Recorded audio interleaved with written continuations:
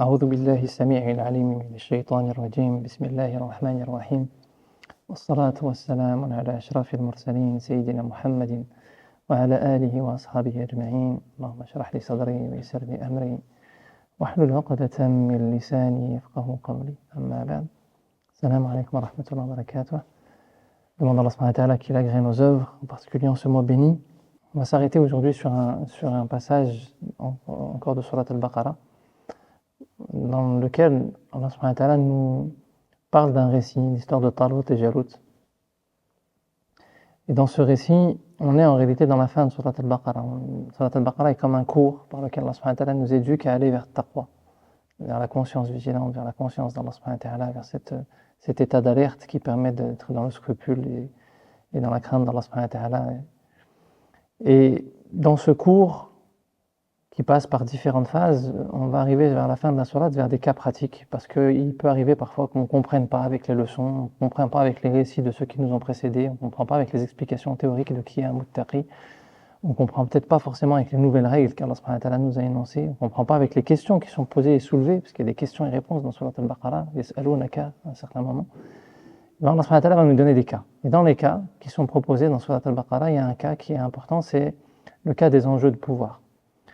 Banu Israël sont confrontés à un moment donné de leur histoire à un tyran qui est Goliath, qui sème le désordre et qui les asservit et qui leur cause énormément de tort, sans rentrer dans tous les détails de l'histoire. Et eux ont la conviction que la solution pour pouvoir retrouver de la cohérence, c'est d'avoir un roi qui va leur permettre de combattre et de gagner et de vaincre ce tyran et de reprendre le dessus sur ce tyran et de pouvoir reprendre leur cheminement de manière cohérente. Sauf qu'on sait très bien que dans la tradition musulmane et que dans les enseignements qu'on a vus dans la démarche de taqwa, que ce n'est pas nous qui déterminons le cadre de notre épreuve. Le cadre de l'épreuve peut être lié au fait d'adorer, le cadre de l'épreuve peut être lié au fait d'avoir le pouvoir politique, comme ça a été le cas par exemple pour Sulayman qui a été roi. Il peut être lié au fait d'être asservi, comme ça a été le cas pour Banu Israël auprès de Pharaon. Il peut être lié au fait de devoir lutter contre sa famille, comme ça a été le cas pour le prophète à la Mecque. Il peut être lié à plein de contextes différents. On ne détermine pas le contexte, par contre on détermine des choix de cohérence dans ce contexte-là. Et eux ont conditionné leur cohérence par le fait d'avoir un roi et de pouvoir destituer ce tyran, etc. Ok. Ils disent, Allah subhanahu wa ta'ala dit, Alam tara ila al-mala'i min bani Isra'ila min ba'di Musa idh qalu li nabiyyin lahu ba'ath lana malikan nuqatil fi sabilillah. قال هل عصيتم إن كتب عليكم القتال ألا تقاتلوا قالوا وما لنا ألا نقاتل في سبيل الله وقد أخرجنا من ديارنا وأبنائنا فلما كتب عليهم القتال تولوا إلا قليلا منهم والله عليم بالظالمين. Sans rentrer dans la traduction de tout le passage que je vous invite à lire, on est dans le mois de Ramadan, donc c'est une invitation à lire les passages du Coran et à lire le Coran au maximum, donc que chacun les médite et essaye de les travailler. Dans ce passage-là, donc, on apprend que Banu Israël demande un roi pour pouvoir combattre. Et Allah subhanahu wa ta'ala les met en garde. Est-ce que vous allez vraiment combattre? Et il va répondre, mais qu'est-ce qu'on aurait à ne pas combattre alors que nos enfants et nos biens sont spoliés, etc. Oui, bien entendu qu'on va combattre. Et Allah subhanahu wa ta'ala leur donne l'ordre de combattre. Mais la grande majorité va se détourner à ce moment-là.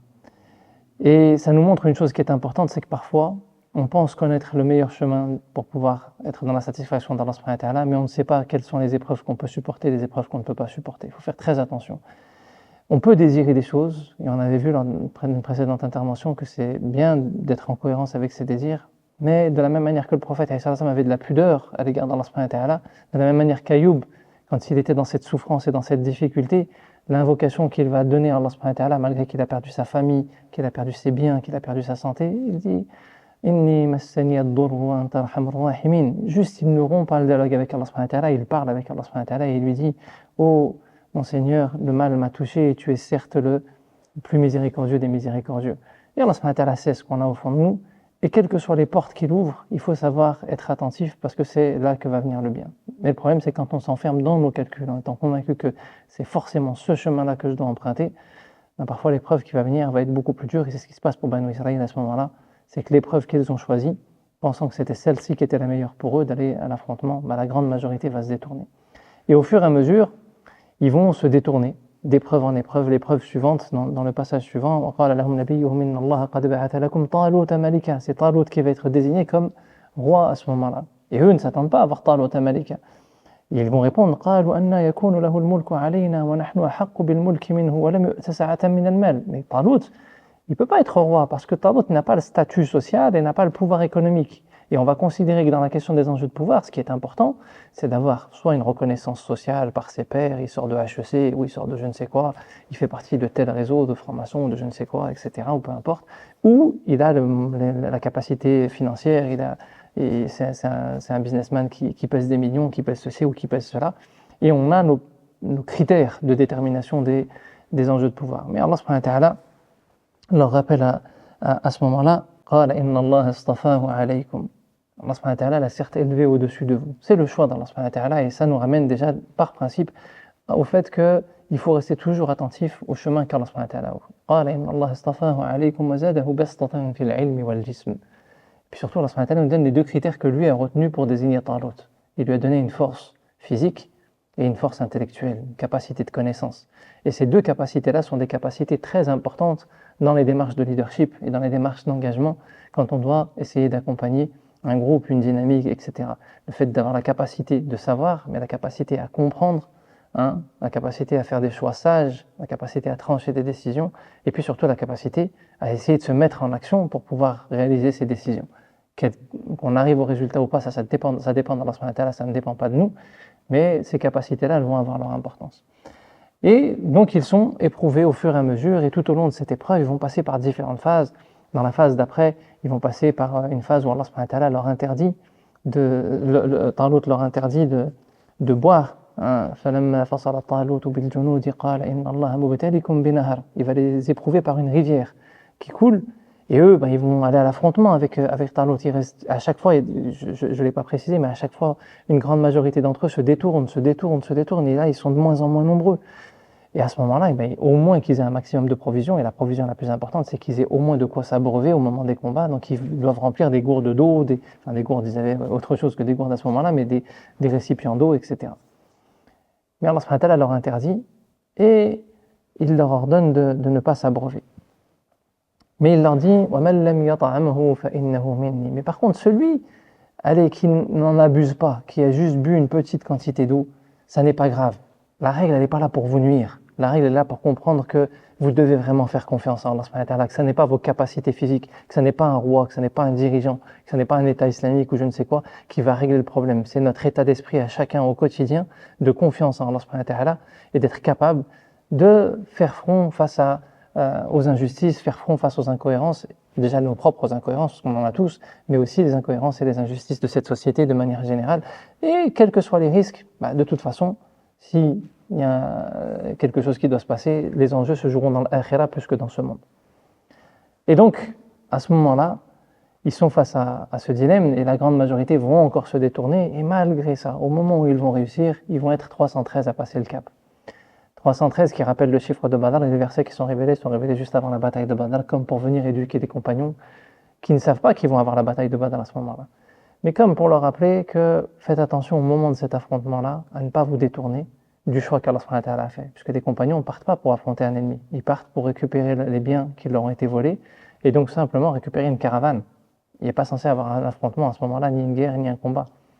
Mais Allah subhanahu wa ta'ala a fait qu'ils doivent affronter leur ennemi, et qu'ils ne doivent pas se détourner à ce moment-là, et ils vont faire front, ils vont faire face, et ils auront même la victoire à ce moment-là, de manière assez aisée par le soutien des anges. Il ne faut jamais oublier que notre principale force, elle est dans le monde invisible avec le soutien des anges. Et donc Allah subhanahu wa ta'ala fait qu'ils sont donc 313 à avoir tenu, à ne pas avoir fléchi, alors qu'ils étaient dans certains récits plus de 70 000 au départ. Donc ça nous montre que tant qu'on est sur le chemin d'Allah subhanahu wa ta'ala, il faut être très reconnaissant parce qu'on n'est pas à l'abri d'être parmi ceux qui vont fléchir à un moment ou à un autre, qu'Allah nous préserve. Et à ce moment-là, malgré le fait que ce sont les meilleurs des meilleurs qui vont tenir, il ne restera plus que quelques-uns d'entre eux, comme je l'ai dit, ils vont avoir cette difficulté et ils vont avoir cette crainte et ils vont manifester quelque chose en disant فَلَمَّا جَاوَزَهُ وَالَّذِينَ آمَنُوا مَعَهُ قَالُوا لَا طَاقَةَ لَنَا الْيَوْمَ بِجَالُوتَ وَجُنُودِهِ. Ils vont s'inquiéter en se disant mais quelles sont nos capacités et nos forces maintenant pour aller affronter Goliath? Certes, on est là, on a tenu, on a respecté tous les ordres qu'Allah subhanahu wa ta'ala nous a donnés, mais comment on va faire pour affronter Goliath? On n'est plus en capacité de. Et Allah subhanahu wa ta'ala dit قال الذين يظنون أنهم ملاقو الله كم من فئة قليلة غلبت فئة كثيرة بإذن الله والله مع الصابرين. Et il nous donne la clé, Allah subhanahu wa ta'ala, il nous dit qu'il y a un petit groupe, une petite poignée dans ce nombre-là, hein, qui vont dire, et il les définit en disant قال الذين يظنون أنهم ملاقو الله, qui pensent qu'ils vont rencontrer Allah subhanahu wa ta'ala.